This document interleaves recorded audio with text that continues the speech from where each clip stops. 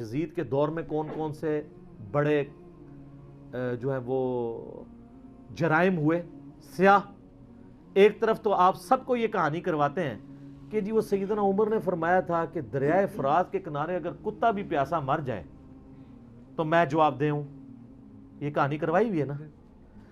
دریائے فرات کے کنارے کتا مر جائے, اور آپ کو پتا ہے دریائے فرات کے کنارے سیدنا حسین بھی شہید ہوئے ہیں. دریائے فرات کے کنارے حسین ابن علی 70 سے زیادہ اپنے ساتھیوں کے ساتھ مظلومانہ شہید کر دیے جائیں. نبی علیہ السلام کی اولاد, اور آپ کی وفات کو صرف 50 سال گزرے, اور وہ شخص جو جنتی نوجوانوں کا سردار ہے, جامعہ ترمذی میں حدیث ہے صحیح سند کے ساتھ, اور آپ کے یہ ٹاپک ڈسکس نہ ہو. یہ ڈسکس تو ہونا ہے. اب آپ دیکھیں جوں جوں وقت گزرتا جا رہا ہے یہ زیادہ ڈسکس ہو رہا ہے. اس پہ آپ مٹی نہیں ڈال سکتے. تو اگر حضرت عمر فرات کے کنارے کتا مرنے کا رسپانسبل ہیں تو یزید ابن معاویہ کے دور کے اندر یہی واقعہ ہوا ہے نا, حسین ابن علی کی شہادت, تو وہ کوئی ذمہ دار نہیں ہے اسی فرات کے کنارے. اہل سنت کے ائمہ کا یہی عقیدہ ہے. یہ تو سعودیہ ایران کی ٹسل کے بعد یزید کے طرفدار پیدا ہوئے ہیں, پہلے تو کوئی نہیں رہا. یہ کہاں سے آپ امت میں عقیدہ جو ہے وہ پروپیگیٹ کر رہے ہیں, اور آپ ہمدردیاں کر رہے ہیں آ کے اس کے ساتھ, اور باقی رہنا جی ثبوت دیں ثبوت دیں. میں اس کو چھوڑیں, میں آپ کو اس 21ویں صدی کے واقعات بتاتا ہوں, مجھے اس کا ثبوت دیں جس کو آپ جوڈیشری میں پروف کر سکتے ہو. آپ کہتے ہیں جی مودی ہزاروں مسلمانوں کا قاتل ہے, پروف دیں. تو آپ کہیں گے ہم کورٹ میں تو پروف نہیں کر سکیں گے, لیکن سب کو پتہ ہے یہ پرویز مشرف نے قتل عام کیا لال مسجد کے اندر, ویڈیو میں دیکھا نا. آپ جوڈیشری میں یہ پروف کریں ثبوت کے ساتھ کہ پرویز مشرف کے نام سے ایک آرڈر نکلا ہو, اس پہ اوریجنل سائن بھی اس کے, اور اس نے وہ سب کچھ کرایا ہو. کروا سکتے ہیں. آج نہیں آپ کروا سکتے, اس دور میں, لیکن کرائن سے سب کچھ پتا چل جاتا ہے کون کیا کر رہا ہے. کرائن تو پہلے سے شروع ہوئے کہ کیا ہو رہا ہے. دیوبند اور اہل حدیث کا مزاج ہے ناسبیت والا, اور اس کی وجہ بھی سعودیہ ایران ٹسل ہے. پہلے ان کا بھی نہیں تھا. میں نے کئی بار بتایا کہ سب سے زیادہ ناسبیت کے خلاف اگر کسی نے کام کیا تو اہل حدیث علماء تھے, لیکن اہل حدیث علماء پرانے, علامہ وحید الزمان, نواب صدیق حسن بھوپالوی, سید داؤد راز. میرا یوٹیوب پہ کلپ آلموسٹ 1 ملین ہونے والا ہے.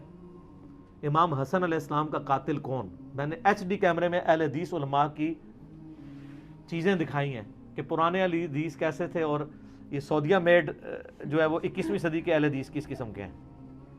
یہ اہل حدیث تو ہے ہی نہیں ہے, یہ تو کچھ اور ہیں, کیونکہ پرانے تو واقعی تھے نا, کیونکہ یہ تو بعد میں آیا نا.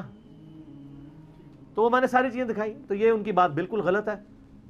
یزید بینیفیشری ہے سسٹم کا.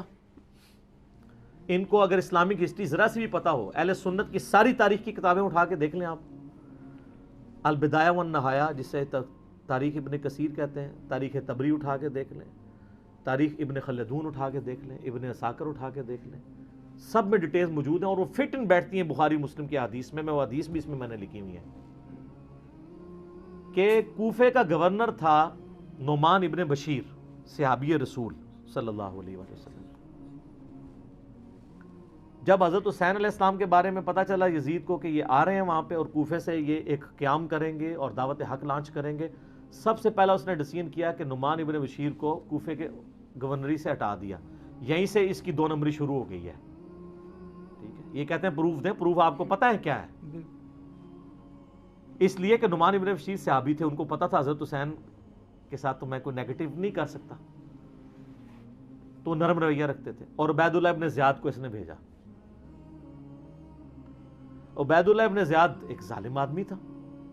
صحیح بخاری میں انٹرنیشنل نمبر کے مطابق 3748 نمبر حدیث ہے کہ حضرت حسین ابن علی کا سر کاٹ کر عبید اللہ ابن زیاد کے سامنے تشت میں لا کے پیش کیا گیا. استغفر اللہ. اللہ کی لعنت ہو, تمام فرشتوں کی لعنت ہو, تمام لعنت کرنے والوں کی لعنت ہو جن لوگوں نے حسین ابن علی کو اس طریقے سے شہید کیا. یہ صحیح بخاری شریف ہے 3748 انٹرنیشنل نمبر کے مطابق, جس میں امام بخاری نے حسین کے ساتھ علیہ السلام لکھا ہے, اور آپ لوگوں کے پیٹ میں آج تک درد ہو رہی ہے. حسین ابن علی کا سر کاٹ کے سامنے رکھا گیا, اس نے کچھ کلام کیا تو حضرت انس ابن مالک پاس کھڑے تھے, تڑپ اٹھے, انہوں نے کہا سب سے زیادہ رسول اللہ کے ہم شکل حسین ابن علی تھے. تو یہ ان لوگوں کا, اور یہ تھا گورنر کوفہ جو لگایا اس کام کے لیے گیا تھا. وہ کہتے ہیں یزید کو پتہ نہیں چلا, اس نے خود ڈسین کیا. اچھا جی مان لیا. تو جب یہ خود اس نے ڈسین کیا, اس کے بعد یزید نے پھر یقیناً اس سے عبید اللہ ابن زیاد کو جیل میں ڈلوا دیا ہوگا, کیونکہ آپ تو ہمیں کہانی کراتے ہیں کہ دریائے فرات کے کنارے کتا بھی پیاسا مر جائے تو حکمران کی ذمہ داری ہے. تو یزید نے پھر حسین ابن علی نبی کا بچہ جب قتل ہوا, اتنے اپنے بچوں کے ساتھ رشتہ داروں کے ساتھ, تو اس کو جیل میں ڈلوا دیا ہوگا. کوئی ضعیف روایت ہی لے آئے. اور اگلے دن میں ایک مولوی کو سن رہا تھا, وہ کہتا ہے آپ کو پتہ ہے حسین سے لڑنے کے لیے جو آیا تھا وہ کون تھا؟ عمر ابن سعد ابن ابی وقاص. یہ اسی طریقے سے میں کہوں کہ وہ طوفان نوح کے اندر جو غرق ہو گیا, آپ کو پتہ ہے کون تھا؟ وہ حضرت نوح کا بیٹا تھا. تو انو میں ہی چپیڑ مار سکنا. سعد ابن ابی وقاص کا مرتبہ زیادہ ہے یا حضرت نوح کا؟ تو آپ دھونس لگا رہے سعد ابن ابی وقاص کی ہمیں رضی اللہ تعالیٰ عنہ, وہ تو اشرم و اشرم میں سے. نوح کا بچہ اگر کافر نکلا ہے تو سعد کا بچہ اگر غلط نکلا ہے, وہ پھر کہتے ہیں وہ نبی کے ماموں تھے. او یار کہانیاں کرانی بند کرو. یہ اسی طریقے سے ہے کہ وہ ترک رفع دہن پہ کہتے ہیں ابن مسعود کا مرتبہ آپ کو پتہ ہے؟ او ابن مسعود کا مرتبہ پتہ ہے؟ ابن مسعود سے پہلے وہ ثابت بھی ہو, پھر اگلی بار مرتبے ہوں گے. ناموں کا روب. سعد ابن ابی وقاص تو سر آپ کو, ہمارے تو وہ لیڈر ہیں. میں نے کتنی حدیثیں پیش کی ہیں, صحیح مسلم میں حدیث ہے 6220, انہوں نے تو حضرت معاویہ کے ساتھ پھڈا لے لیا تھا جب حضرت علی پہ سب و شتم کروانے لگے تھے. سعد ابن ابی وقاص جیسا تو شیعان علی کوئی نہیں تھا. آپ ہمیں بتا رہے ہیں اس کا بیٹا تھا. اس کے بیٹے کے کرتوت بھی صحیح مسلم میں موجود ہیں. وہ ابے کو سب سے زیادہ پتا ہوتا ہے نا میرا بچہ کیا ہے. ابھی تو کربلا ہوا نہیں ہوا تھا, صحیح مسلم اٹھا کے آپ جا کے نا عمر ابن سعد لکھیں اور صحیح مسلم کو سلیکٹ کریں تو حدیث آئے گی کہ حضرت سعد ابن ابی وقاص بیٹھے ہوئے تھے, ان کے سامنے ایک اونٹ سوار آیا. تو ساتھی کہتے ہیں کہ حضرت سعد ابن وقاص نے کہا اے اللہ اس اونٹ سوار کے شر سے میں تیری پناہ میں آتا ہوں. اور جب وہ اترا تو ان کا بیٹا تھا عمر ابن سعد. سعد ابن وقاص تو اپنی زندگی میں اپنے بیٹے کو شیطان کی طرح سمجھتے ہوئے وہ اللہ کے حضور جو ہے وہ پناہ مانگا کرتے تھے. اور دیکھ لیں سعد کی پھر کرامت, ویژن دیکھ لیں. اور وہ آگے کہتا ہے ابا جی سارے لوگ خلافت میں, آپ بھی کوئی حصہ لے لیں, کوئی گورنر شورنر بن جائیں. شروع تو ہی لالچی سی, اور اسی کو رہ کی لالچ دی تھی. میں بتا رہا ہوں تاریخ اسلام میں جو جو باتیں ہیں نا آل امیہ کی بدماشیوں کو ہائی لائٹ کرتی ہیں, فٹ ان بیٹھتی ہیں بخاری مسلم میں. یہ لشکر لے کے آیا تھا حضرت حسین ابن علی کے خلاف لالچ پہ, اس کا اثر کیا ہوا بعد میں؟ تو یہ پورا پلان ہوا تھا. اور اگر کہتے ہیں نہیں یہ حادثاتی طور پہ ہو گیا تو بعد میں پھر سزا دینی چاہیے تھی, کوئی سزا نہیں دی ہے.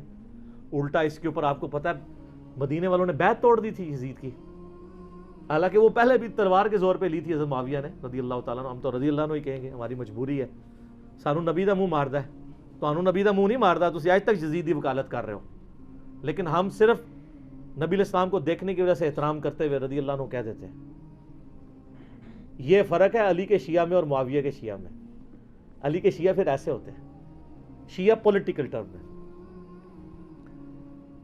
تو اہل مدینہ نے بیعت توڑ دی, جو یہ پیش کرتے ہیں بخاری مسلم سے کہ عبداللہ بن عمر لوگوں کو سمجھاتے تھے یزید کی بیعت نہ توڑو. تو وہ جو جن لوگوں کو سمجھا رہے تھے انہوں نے انجینئر صاحب کی ویڈیوز دیکھ کے بیعت توڑی تھی. وہ کون تھے؟ وہ بریلوی تھے, دیوبندی تھے, اہل حدیث تھے, شیعہ تھے, کون تھے؟ صحابہ اور تابعین تھے جو بیعت توڑ رہے تھے. تو اس سے یہ بھی تو ثابت ہوتا ہے, جس طرح آپ کہتے ہیں جی وہ پگڑی پہ مسا ہو جاتا ہے تو پھر جرابوں پہ بھی ہو جائے گا, کیونکہ پگڑی بھی کپڑے کی ہوتی ہے, جرابیں بھی کپڑے کی. تو اس سے پگڑی بھی تو ثابت ہوتی ہے. آپ تو ننگے سر نماز پڑھتے ہیں, آپ تو لال رومال رکھتے ہیں, تو پگڑی بھی تو ثابت ہوتی ہے. تو جو بیعت توڑ رہے تھے وہ کون تھے؟ صحابہ اور تابعین تھے. حضرت ابن عمر ان کو روکتے تھے, اس لیے روکتے تھے کہ ان کو پتا تھا کہ جب یہ بیعت توڑیں گے تو ان کے ساتھ وہی کچھ ہوگا. اور اسی وجہ سے حضرت حسین کو بھی ابن عمر سمجھایا کرتے تھے. میرا یوٹیوب پہ کلپ بھی ہے یہ, جو ایک انہوں نے ایک اور وہ چھوڑی ہوئی ہے نا بات کہ جی وہ حضرت حسین نے 3 شرائط رکھ دی تھی, اتنی بڑی کہانی کرائی ہے. اس کے اوپر میرا کلپ موجود ہے، میں تو اس پہ گھنٹوں زبانی بول سکتا ہوں. تو پھر جب وہ بیعت توڑی ہے تو اس نے مدینے کے اوپر چڑھائی کروا کے واقعہ ہررا ہوا، بخاری مسلم میں درجنوں حدیث ہے، کس طرح قتل و غارت ہوا، عورتوں کی عصمت دری ہوئی، اور پھر ساتھ ہی اس کے بعد خانہ کعبے کے اوپر چڑھائی کی، کیونکہ عبداللہ ابن زبیر بھی نہیں بیعت کر رہے تھے یزید کی. خانہ کعبہ کا غلاف اور ایک دیوار ڈیمیج ہو گئی، پھر یزید مر گیا تو پھر حضرت ابن زبیر نے کہا تمہارا شیطان مر چکا ہے، واپس جاؤ. پھر وہ واپس گئے. پھر 9 سال تک ابن زبیر نے خلافت قائم کی مکے کے اندر اور مدینے کے اندر. حضرت حسین ابن علی کے بعد ان کو خلافت کا ایک موقع ملا. تو اس طریقے سے یہ چیزیں بالکل کلیئر ہیں. لیکن وہ بات میں مولانا اسحاق صاحب والی کروں گا کہ بات اس لیے سمجھ نہیں آتی کہ آپ یزید سے شروع کرتے ہیں. جب تک آپ بات پیچھے سے شروع نہیں کریں گے آپ کو بات سمجھ نہیں آئے گی. اگر آپ 1857 کی جنگ آزادی کو نہیں سمجھیں گے آپ کو 1947 میں 2 قومی نظریہ سمجھ میں نہیں آئے گا. اور جب تک 1947 میں مسلمانوں کی قربانیوں سے جو ملک بنا ہے وہ آپ نہیں سمجھیں گے تو آج آپ کو نہیں سمجھ آئے گی کہ پاکستانی عوام کیوں اسلامی نظام یہاں پہ چاہ رہے ہیں. اس لیے کہ وہ کہتے ہیں ہمارے بزرگوں نے پاکستان بنایا اس لیے تھا کہ پاکستان کا مطلب کیا، لا الہ الا اللہ. یہ سیکولر اینکر بیٹھ کے جو باتیں کر رہے ہیں ان کو یہ کیسے سمجھ آئے جب تک آپ پیچھے نہیں چلیں گے. اگر آپ مشرف کے دور سے شروع کریں گے تو آپ کو نہیں سمجھ آئے گا کہ ملک سیکولر ہے یا اسلامی ہونا چاہیے، پیچھے چلنا پڑے گا. یزید کے دور سے آپ کو یہ کہانی سمجھ نہیں آئے گی. میرے بھائیو، سانحہ کربلا وہ حادثہ ہے کہ جسے امت کبھی بھلا نہیں سکتی، کیونکہ اس کی وجہ سے امت کی جمعیت ٹوٹی. اس میں اس کا قصور نہیں تھا، اس کو بنیاد بنا کے، اور پوری دنیا کے اندر 2 فرقے بن گئے، سنی اور شیعہ کے نام کے اوپر. ہمارے نزدیک تو دونوں مسلمان ہیں اپنی غلطیوں کے باوجود. انیشلی یہ اختلاف ایک سیاسی اختلاف تھا، پولیٹیکل اختلاف تھا، عقیدے کا کوئی اختلاف نہیں تھا. لیکن وقت کے ساتھ ساتھ یہ اختلاف اس لیول پر بڑھ گیا کہ آج عقیدوں کی شکل اختیار کر لی ہے. اور اس ایکسٹریم رویے کی پیش گوئی اللہ کے محبوب صلی اللہ علیہ وآلہ وسلم نے پہلے ہی فرما دی تھی. چنانچہ اہل سنت اور اہل تشیع دونوں کے ہاں یہ حدیث موجود ہے. اہل سنت کے ہاں فضائل صحابہ احمد بن حنبل کی کتاب میں یہ حدیث موجود ہے. مشکات شریف میں بھی ہے مسند احمد کے حوالے سے، جو مرفوع روایت ہے. اس کی صحت کے اوپر کلام ہے لیکن وہ متن کے اعتبار سے روایت بالکل درست ہے. البتہ جو فضائل صحابہ احمد بن حنبل کی کتاب میں روایت ہے مولا علی علیہ السلام سے خود، اور وہ غیبی خبر پر محمول ہے، تو یقیناً رسول اللہ صلی اللہ علیہ وآلہ وسلم کے بتانے پر انہیں یہ بات معلوم چلی. اور سیم روایت نہج البلاغہ اہل تشیع کے ہاں جو مولا علی علیہ السلام کے خطبات ہیں ان میں بھی موجود ہے کہ سیدنا علی نے کہا کہ میری وجہ سے، یعنی مجھے بنیاد بنا کر 2 فرقے گمراہ ہو جائیں گے اور 2 جہنم میں چلے جائیں گے. یہ دونوں الفاظ موجود ہیں. ظاہر ہے کہ گمراہی کا انجام جہنم ہی ہے. ایک میری محبت میں غلو کر کے اور ایک میری دشمنی میں غلو کر کے. محبت میں غلو کرنے والوں کے لیے جو ٹرم یوز کی جاتی ہے وہ رافضی کی ٹرم، اردو میں ہم رافضی کہتے ہیں. اور جو دشمنی میں بغض میں بڑھنے والے لوگ ہیں ان کے لیے ناصبی کا ورڈ استعمال کیا جاتا ہے. تو یہ رافضی اور ناصبی، ظاہر ہے کہ رافضی اکثریت میں اہل تشیع کے ہاں پائے جاتے ہیں اور ناصبی جو ہیں وہ اہل سنت کے ہاں پائے جاتے ہیں. اور جب غصہ آتا ہے تو اہل سنت شیعہ کو رافضی کہتے ہیں اور شیعہ اہل سنت کو ناصبی کہتے ہیں. حالانکہ یہ دونوں جو گروہ ہیں ایک پولیٹیکل اختلاف کی بنیاد پہ الگ ہوئے، اور پھر اس میں جو ایکسٹریم لوگ تھے انہوں نے اس قسم کا ہنگامہ کھڑا کیا کہ اس بڑے لیول پہ وہ ہنگامہ چلا گیا کہ آج گمراہی اپنے عروج کے اوپر ہے. اگر اہل تشیع کے ہاں ایسے رافضی موجود ہیں جو علی اللہ کہتے ہیں، نعوذ باللہ، ہمارے سب کانٹیننٹ میں تو بہت کم لوگ ہیں، زیادہ تر یہ شام کے اندر نصیریہ فرقہ پایا جاتا ہے اور شیعہ خود انہیں کافر سمجھتے ہیں. تو اہل سنت کے ہاں بھی ناسبیت اس لیول کے اوپر گھسی کہ اہل سنت کے پلیٹ فارم سے یزید کے حق میں نعرہ بازی شروع ہو گئی، اسے جنت کی بشارتیں دینا شروع کر دیں، اور بڑے بڑے ذمہ دار علماء نے یہ حرکت کی۔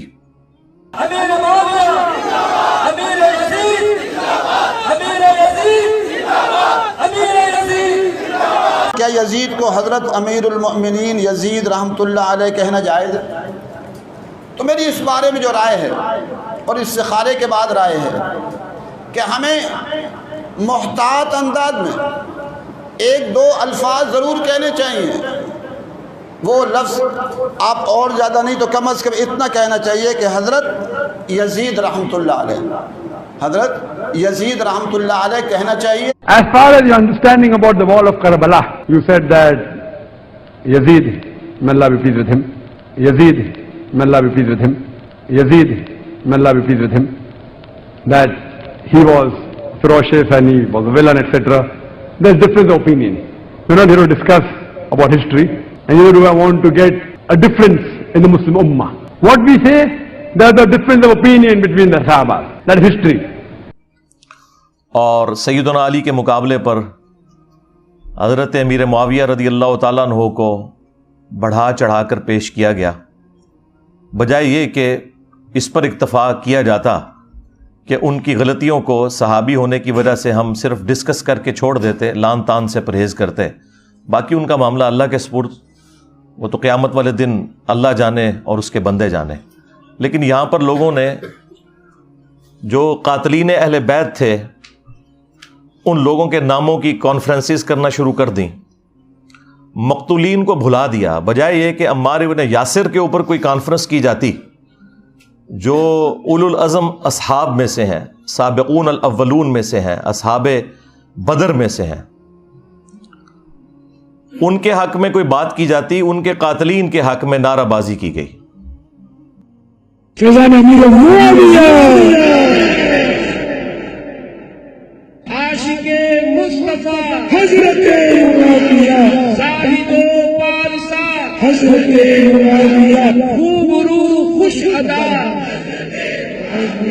خوش نما خوش لقا حضرت معاویہ مخلص و باوفا حضرت معاویہ بے گناہ بے خطا حضرت معاویہ بے گناہ بے خطا حضرت معاویہ بے گناہ بے خطا حضرت حضرت۔ اتوار کو بڑی رات ہے 22ویں شب، اتوار کو جلوس بیعت معاویہ نکلے گا اور انشاءاللہ مدنی مذاکرہ ہوگا اور لنگر معاویہ بھی کھائیں گے انشاءاللہ۔ فیضان امیر معاویہ۔ اور یہ ہم نے پچھلے 15-20 سالوں کے اندر اس قسم کے معاملات دیکھے، اور اس سے پہلے تو خیر قتل و غارت کا ایک بازار گرم تھا سعودیہ اور ایران کی پراکسی وار کی وجہ سے، جو اب کافی حد تک FATF حافظہ اللہ تعالی کی برکت سے اور ضرب عزب اور رد الفساد دامت برکاتہم عالیہ کی برکت سے ایڈریس ہو چکا ہے کافی حد تک۔ لیکن آپ کو پتہ ہے یہاں پہ جو سنی شیعہ ایک کنفلکٹ ضیاء الحق کے دور کے اندر اس ڈکٹیٹر نے اپنی حکومت کو دوام دینے کے لیے جو کچھ یہاں پہ کیا، وہ اس کی تکلیف ہم آج تک کاٹ رہے ہیں۔ بہرحال یہ تاریخ میں ہمیشہ ہوتا رہا، اہل سنت شیعہ کو رافضی کہتے رہے، شیعہ اہل سنت کو ناسبی کہتے رہے، حالانکہ دونوں میں اکثریت ان لوگوں کی موجود تھی جو ماڈریٹ تھے، اختلاف رائے رکھتے تھے لیکن ایک دوسرے کو مسلمان ہی سمجھتے تھے۔ شیعہ کافر کے نعرے ٹوائلٹس کے اندر لکھے گئے اور باقاعدہ ایک مہم چلائی گئی، اور اس وقت جو بھی ماڈریٹ علماء بولتے تھے انہیں قتل کر دیا جاتا تھا، اہل سنت میں سے بھی اور اہل تشیع کے اندر سے بھی۔ اور یہ پوری تاریخ اسلام بنو امیہ کی، بنو عباس کی، ایون سلطنت عثمانیہ کی بھری پڑی ہے اس قسم کے قتل و غارت سے، اور یہ ایک اسلام کے اوپر بڑا مشکل وقت رہا ہے تھرو آؤٹ۔ یہ تو اب میڈیا کی برکت سے حقائق لوگوں کے سامنے آنا شروع ہوئے اور ٹالرنس آئی، اور اللہ کے فضل سے ہمارے اس پلیٹ فارم کی برکت سے آج دنیا کے اندر ٹالرنس آ چکی ہے اہل سنت اور اہل تشیع کے ہاں کہ ہم نے کو ایگزسٹ کرنا ہے اپنے اختلاف رائے کو اپنی جگہ رکھتے ہوئے، لیکن ایک ریڈ لائن کو کراس نہیں کرنا. دونوں کے پاس اپنے اپنے دلائل موجود ہیں اور بنیادی عقائد تو کامن ہے. اب الگ پروپیگنڈا کیا جائے کہ شیعہ 40 پاروں کو مانتے ہیں، حالانکہ پاروں کی ڈویژن تو تابعین کے دور میں ہوئی. ہم تو 30 پاروں کو بھی نبی علیہ السلام کی طرف منسوب نہیں مانتے. نبی علیہ السلام کے مبارک زمانے میں تو سورتوں کی ڈویژن تھی. تو اس قسم کے جھوٹے الزامات ایک دوسرے کے اوپر لگائے گئے. اہل تشیع کے ہاں مشہور کر دیا گیا کہ یہ سیدنا علی کو نہیں مانتے. چند ایک لوگوں کی غلطی کی وجہ سے یزید کے حوالے سے مسکنسیپشن پیدا کر دی گئی، حالانکہ اہل سنت 99% یزید سے نفرت کرتے ہیں، لیکن وہ چند ایک لوگ چونکہ میڈیا میں ڈومیننٹ ہو جاتے ہیں، اس کی وجہ سے پھر دوسرے لوگوں کو موقع مل جاتا ہے اور وہ اپنے معاملات کو آگے لے کے اس طریقے سے چلتے ہیں. قرآن حکیم میں اللہ تعالیٰ نے اگلی امتوں کا ذکر کرتے ہوئے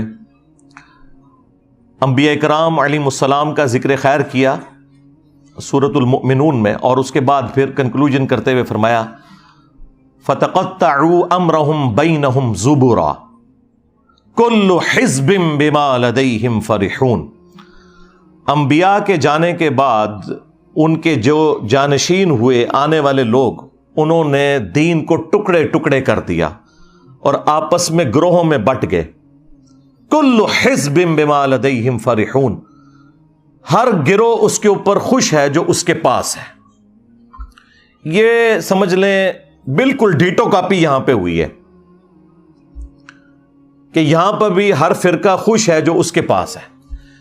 یعنی اہل سنت میں 3 بڑے بڑے فرقے ہیں، بریلوی، دیوبندی، اہل حدیث. باقی جو فقہی بنیاد پہ حنفی، شافعی، مالکی، حنبلی وہ تو ہیں، لیکن بہرحال ان میں بھی عقائد کے اعتبار سے جو صوفیانہ عقائد رکھنے والے لوگ ہیں وہ بریلوی اور دیوبندی ہیں، خواہ وہ اپنے آپ کو شافعی کہتے ہوں، مالکی کہتے ہوں، حنفی کہتے ہوں پوری دنیا میں. تو بریلویوں نے اپنا ترہ امتیاز بنا لیا کہ جی عشق رسول کا ٹھیکہ ہمارے پاس ہے، ہم یہ ڈیفائن کریں گے کون عاشق رسول ہے اور کون گستاخ رسول ہے. دوسری طرف دیوبند نے کہا کہ عظمت صحابہ کا ٹھیکہ ہمارے پاس ہے، ہم بتائیں گے کہ کون عاشق صحابہ ہے اور کون گستاخ صحابہ ہے.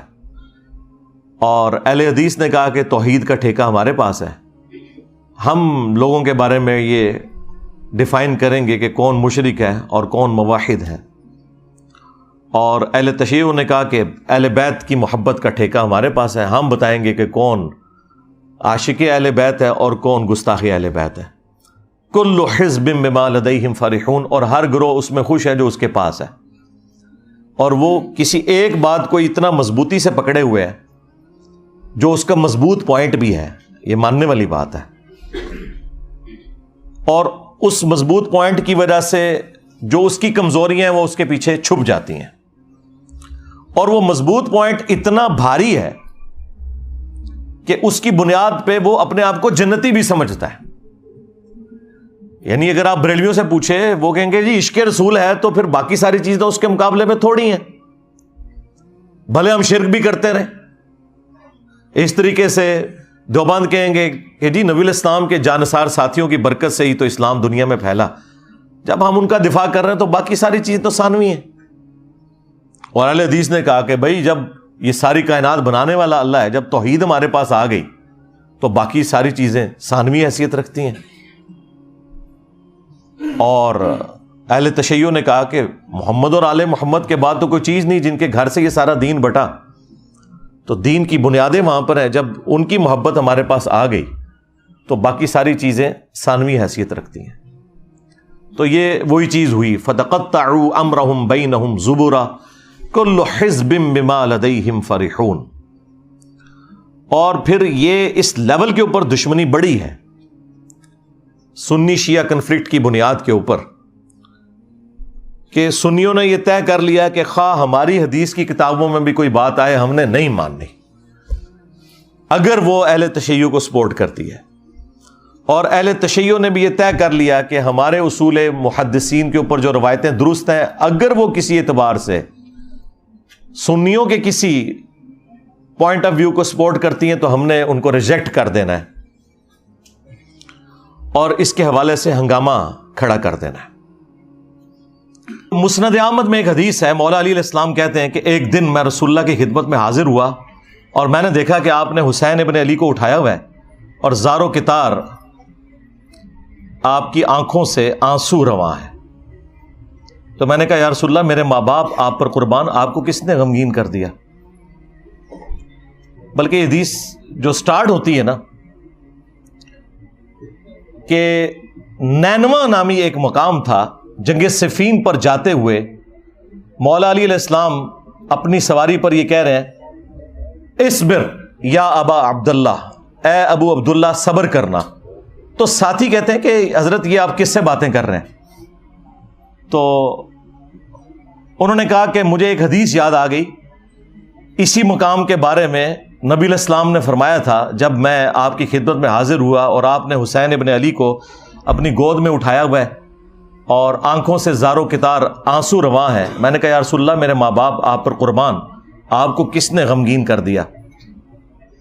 تو نبی علیہ السلام نے کہا کہ ابھی ابھی جبرائیل علیہ السلام میرے پاس آئے تھے اور کہا کہ آپ اس بچے سے اتنی محبت کرتے ہیں اور اس بچے کو دریائے فرات کے کنارے پیاسا شہید کر دیا جائے گا، اور میری خواہش پر انہوں نے یوں ہاتھ مار کر کربلا کی وہ جو سرخ مٹی ہے وہ بھی مجھے دکھائی، اس کی وجہ سے میں غمگین ہو گیا اور میری آنکھوں سے آنسو رواں ہو گیا۔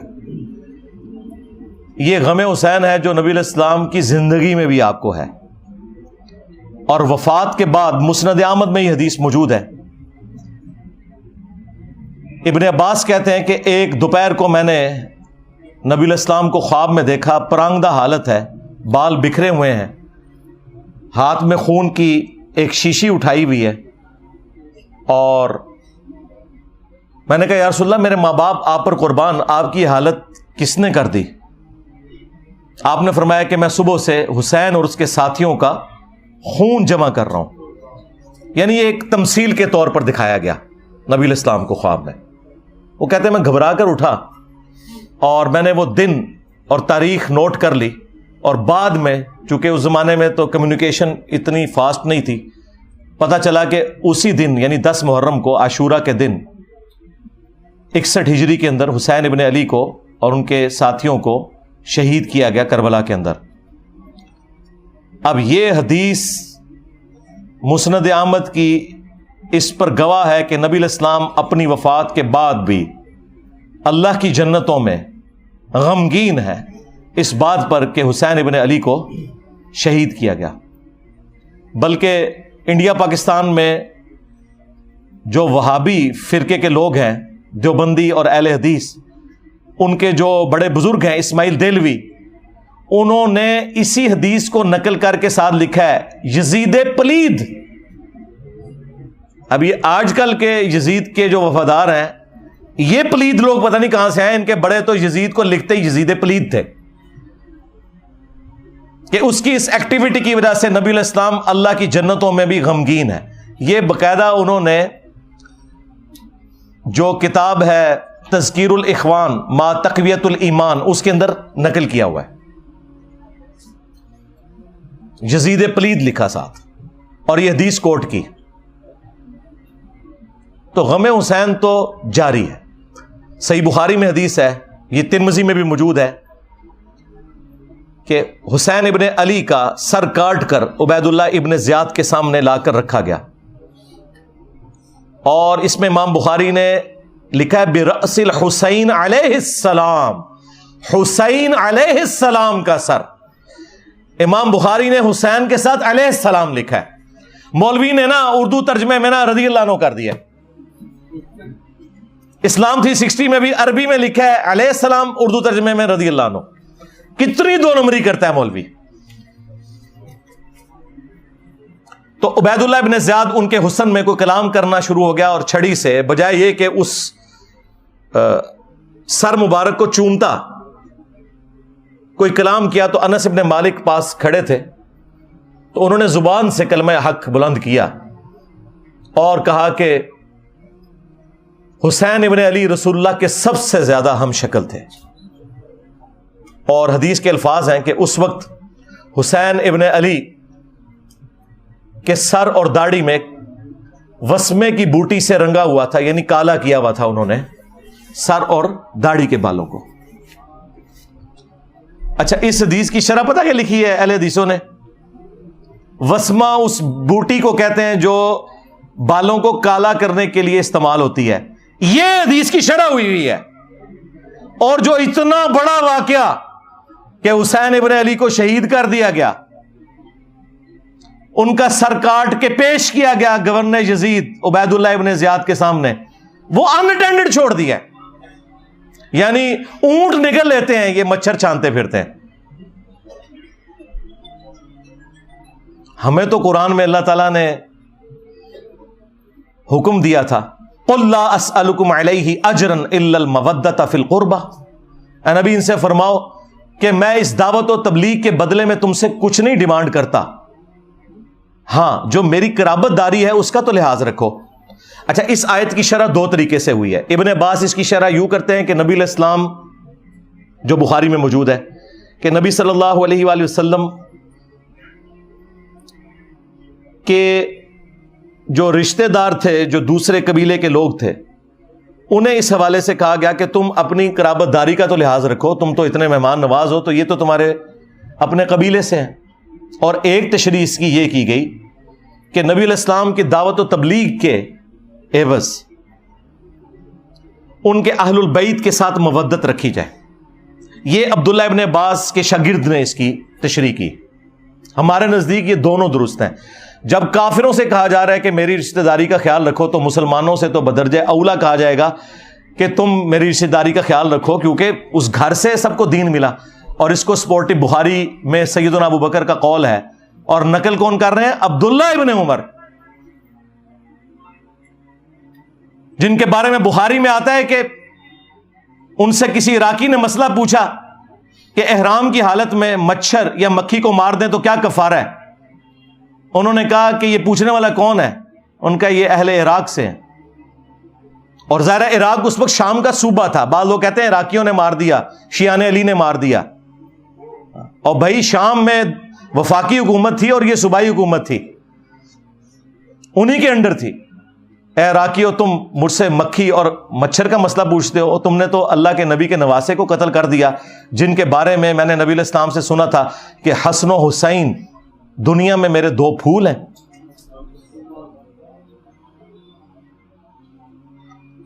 تو حضرت ابوبکر صدیق کا قول ہے بخاری میں، عبداللہ بن عمر کہتے ہیں کہ حضرت ابوبکر فرمایا کرتے تھے، محمد کے قرب کو اہل بیت محمد کے قرب میں تلاش کرو۔ اب مجھے بتائیں، جو رسول اللہ صلی اللہ علیہ وآلہ وسلم کے قرب کو ان کے اہل البیت کے قرب میں تلاش کر رہے ہیں خود، کیا کبھی وہ یہ دعویٰ کر سکتے ہیں کہ ہم اہل البیت سے افضل ہیں؟ اللاجیکل بات ہے یہ کہنا کہ جی بخاری میں موجود ہے، ابو داؤد میں بھی، کہ عبداللہ بن عمر کہتے ہیں کہ ہم نبی علیہ السلام کے زمانے میں افضلیت دیتے تھے حضرت ابوبکر کو، عمر کو اور عثمان کو، اس کے بعد افضلیت نہیں دیتے تھے۔ تو بھائی یہ لوگوں میں فضیلت کی بات ہے، اہل البیت بالکل الگ ہے، جن کے گھر سے دین ملا۔ دوسرے اصحاب نبی کے گھر والوں کے بارے میں یہ سوچ سکتے ہیں کہ جس گھر سے ہمیں دین مل رہا ہے ہم ان سے بہتر ہو جائیں گے؟ Not at all, never. جب لوگوں میں افضلیت کی بات ہو رہی ہے تو وہ ادر دین اہل البیت ہے علیہم السلام اجمعین۔ اور پھر المستدرک للحاکم میں حدیث موجود ہے، نبی علیہ السلام نے فرمایا، اگر کوئی شخص پوری زندگی حجر اسود اور مقام ابراہیم کے درمیان نمازیں پڑھتا رہے اور روزے رکھتا رہے، اسی حالت میں مرے نیکوکاری میں، لیکن ہم اہل البیت کا بغض اس کے دل میں ہوا، تو اللہ تعالیٰ اسے ضرور جہنم کی آگ میں داخل کرے گا، وَلِعَوْذُ بِاللَّهِ تعالیٰ۔ یہ کہتے ہیں جی کربلا کیوں ڈسکس کرتے ہیں جی؟ کیا آخرت میں پوچھا جائے گا؟ جی پوچھا جائے گا۔ جب آپ کی جنت اور جہنم کا فیصلہ اہل البیت کی محبت پر ہو رہا ہے تو پوچھا نہیں جائے گا؟ اور آپ تو ہمیں خود ہی سنایا کرتے تھے فضائل صحابہ احمد بن حنبل کی کتاب میں، وہ روایت جہاں سے میں نے سٹارٹ لیا، اور شیعہ کے ہاں نہج البلاغہ میں، کہ حضرت علی کی محبت میں غلوب کر کے 2 فرقے جہنم میں چلے جائیں گے اور 2 گمراہ ہو جائیں گے، ایک ان کی محبت میں غلوب کر کے، ایک ان کی دشمنی میں۔ تو جب آپ خود جنت اور جہنم کا فیصلہ سیدنا علی اور اہل البیت کی محبت پہ کرتے تھے، اس وقت صرف اتنا ہی تھا کہ آپ نے دوسروں کو کہنا تھا رافضی اور اپنے آپ کو ناسبی ماننے سے انکار کرنا تھا. تو یہ آپ نے 2 نمبریاں کی ہیں، اس کا رزلٹ پھر اسی شکل میں نظر آنا تھا. جب گمراہی بڑے لیول کی اٹھتی ہے نا تو پھر کوئی بڑے لیول کی بلا چاہیے ہوتی ہے.